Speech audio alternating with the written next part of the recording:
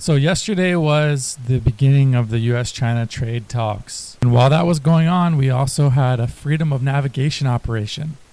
If you don't know what that is, first you need to realize that the South China Sea has been, it was international waters, or it supposedly is international waters, but it's basically been claimed by China. They've built a bunch of artificial islands, and they've developed a military capability in the sea. So occasionally the U.S. and other countries do send ships through the sea just to prove that they can do it. So the beginning of the trade talks was a particularly odd time to do a freedom of navigation operation. But I've noticed a pattern.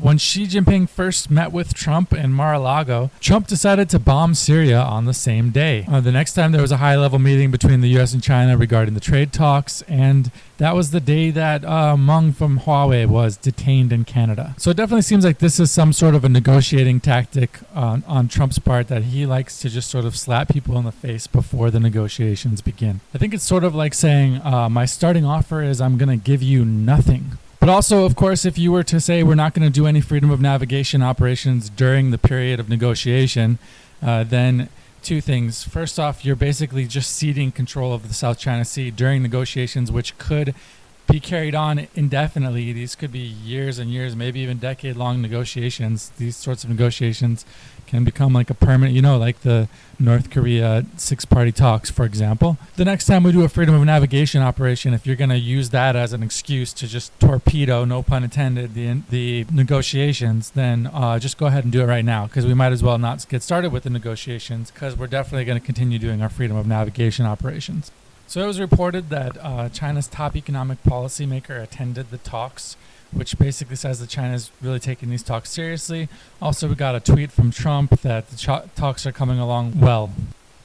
But I think that after the border shutdown ends, Trump will refocus on China, and he'll start to talk tough to the Chinese, and he'll also have to start talking tough to the Fed again, because he needs the Fed to be accommodative for him to be able to be really tough on the Chinese without negatively affecting markets. I mean, obviously the government shutdown and the border wall is taking up 100% of his focus right now. He can't be going around pitching new battles left and right until this one is over. So I came across this article that I found incredibly fascinating, because it's about a Canadian guy, an English teacher, kind of like a bum in Shenzhen. No, he's not a bum. I don't know. He's got 2 kids, married to a Chinese woman, and he was talking shit to a Chinese person on WeChat. He said racist things.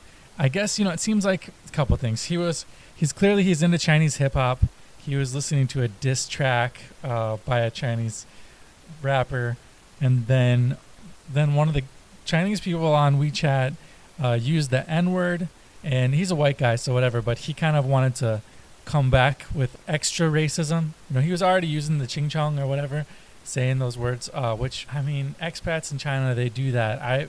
For the first, because when I went there, I was really about, and I almost didn't want to have anything to do with any foreigners. Basically, I had a really bad case of Marco Polo syndrome.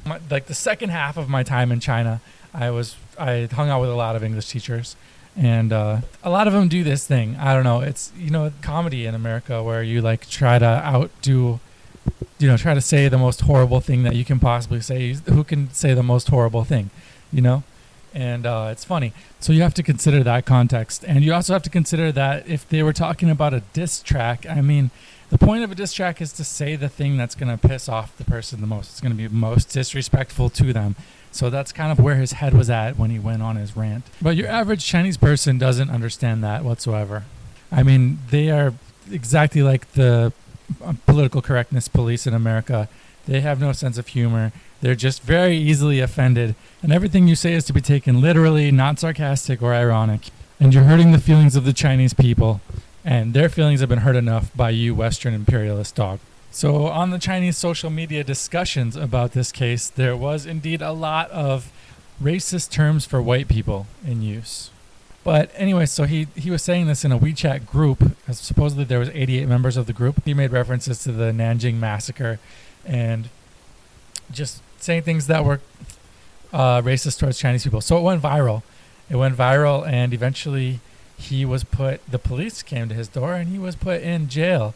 And he stayed in jail for quite some time, and then finally was, I believe, deported back to Canada. So that's just a crazy story. I honestly can't believe that happened. But it's it's one of these things where it's like when I was living in China and everybody was posting all sorts of crazy stuff on WeChat, and I was just like, I can't believe you guys would post this stuff. Don't you realize that they have access to all of it? And you're starting to actually see that they're doing they're taking actions to crack down on VPNs. They're taking actions to crack down on Twitter users, and where you can get arrested apparently for saying racist things about Chinese people on WeChat. So obviously the situation in Xinjiang is getting to be something that more and more people are paying attention to. At the same time, the U.S. is decreasing its involvement in the Middle East, which leads to the possibility that China could eventually be enemy number one for Islam. Diplomats from 12 Muslim countries are taking a tour of Xinjiang. Days ago, China passed a 5-year work plan to Sinicize Islam at a summit with Chinese Islamic associations. They agreed to guide Islam to be compatible with socialism and implement measures to Sinicize the religion, the state-run Global Times newspaper said.